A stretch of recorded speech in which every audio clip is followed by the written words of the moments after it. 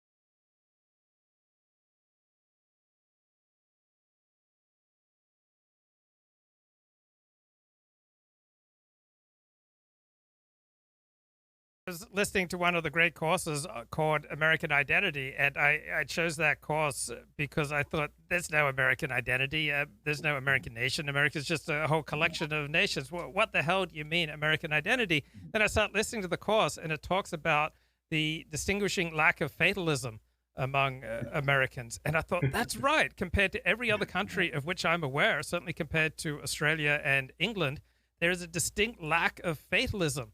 Fatalism is not really an American trait. Maybe there are things that constitute the American identity.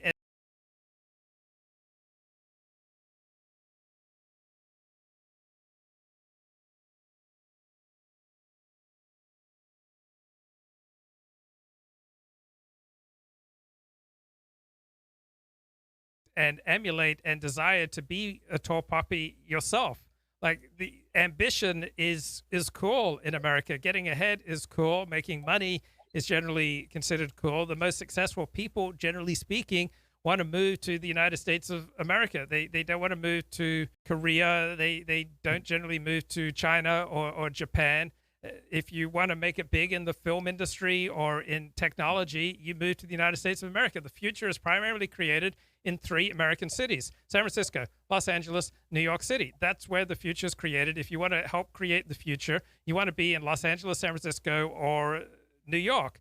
And so there is an entrepreneurial energy in the American nation. There is an American identity of pragmatism, of we'll just keep trying things until we get something that works.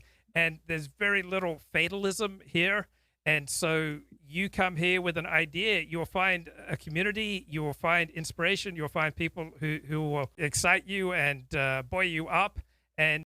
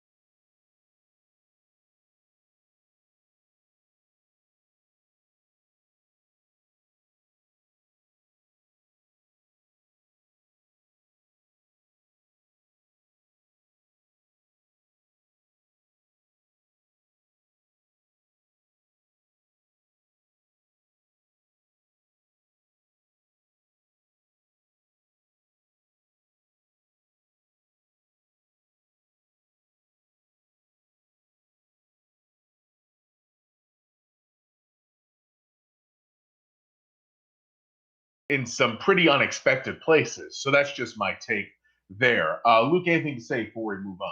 Yeah, Americans are able to navigate failure because we can always cling to our guns and religion. I mean, there's something to that. When you have religion, you're much less likely to be mopey and depressed.